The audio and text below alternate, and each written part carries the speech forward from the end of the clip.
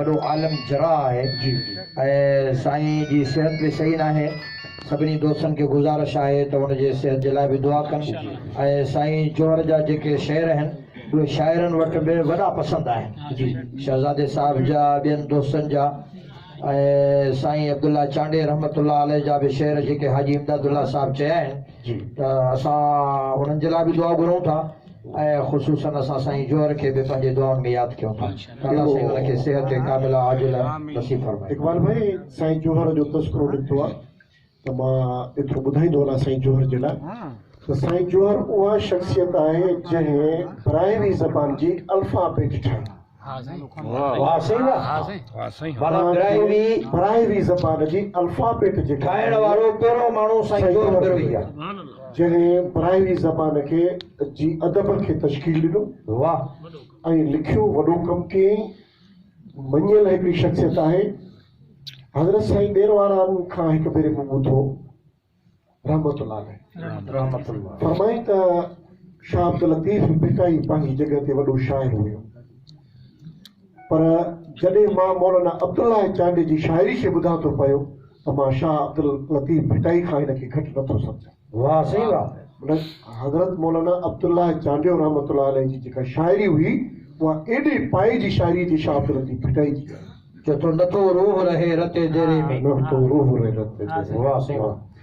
मुंहिंजे ख़्याल में जेको मां थोरो थको शाइरनि जो मुतालियो कयो आहे त असांजी सिंध जे अंदरि एशिया जे अंदरि जेकॾहिं वॾे वॾो को शाइर शाह अब्दुल लतीफ़ भिटाई आहे त असांजी सिंध में शाह भिटाई खां पोइ वॾो शाइर मौलाना अब्दुल्ला चांडे रहियो आहे। मौलाना अब्दुल्ला चांडे खां पोइ जेकॾहिं को सिंध जे अंदरि वॾो शाइर रहियो आहे त साईं जोहर हिन कचहरी जी वसात सां सभिनी दोस्तनि खे अर्ज़ु कबो सिंध बि ॾिसे थी सिंध खां ॿाहिरियां माण्हू बि ॾिसनि था अदीब बि ॾिसनि था वकील बि ॾिसनि था हिन कचहरी में खोड़ दोस्त बि आहिनि असांजा त पंहिंजो साईं जोहर जो उन्हनि खे क़दुरु करणु खपे बिल्कुलु जंहिं अल्फ़ाबेट लिखी ऐं भिटाई खां पोइ साईं अब्दुल्ला चांडियो ऐं साईं अब्दुल्ला चांडे खां पोइ माना हिकिड़ो आलिम थी करे ऐं शाइर ऐं वरी बिरोही ज़बान खे अल्फ़ाबेट ॾियणु साईं घटि ॻाल्हि न आहे हाज न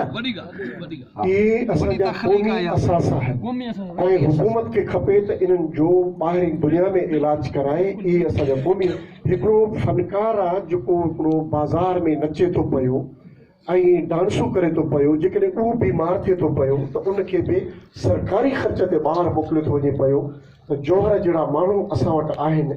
जेके सदियुनि खां पोइ पैदा थींदा आहिनि त इन्हनि जे इलाज मुआलज जे लाइ बि संजीदगीअ सां हुकूमत खे तवजो ॾियणु घुरिजे। वज़ीर आला मुराद शाह अली खे मुराद शाह खे गुज़ारिश कयूं था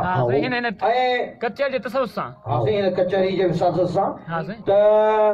बिराईवी कबीले जी अल्फ़ाबेट ठाहिण वारो उनखे तरतीब ॾियण वारो ऐं शाइर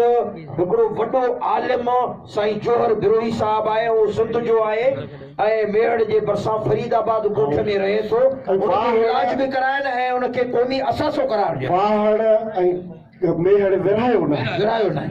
परियां त हिकु ज़िलो हुयो परियां त हिकु ज़िलो हुयो साईं जे ॼण खे पंहिंजे ज़िले जो साईं हिकिड़ी ॻाल्हि आहे वज़ीर अला खे त गुज़ारिश कयूं था पर उन इलाइक़े जे MP MNN खां बि गुज़ारिश कयूं था। साईं वॾी ॻाल्हि तव्हांखे मां ॿुधायां जोहर साहिब सिंध जो वाहिद शाइर आहे बिरोही थी करे सभ खां वधीक सिंधी अदब ते लिखियो अथई। इहो साईं बिरोही साहिब वेठो आहे जेके बिरोही साहिब वेठो आहे इन साॻे खानदान साईं कुझु साईं AK बिरोही साहिब खां बि कुझु ॻाल्हियूं ॿुधूं साईं खां असां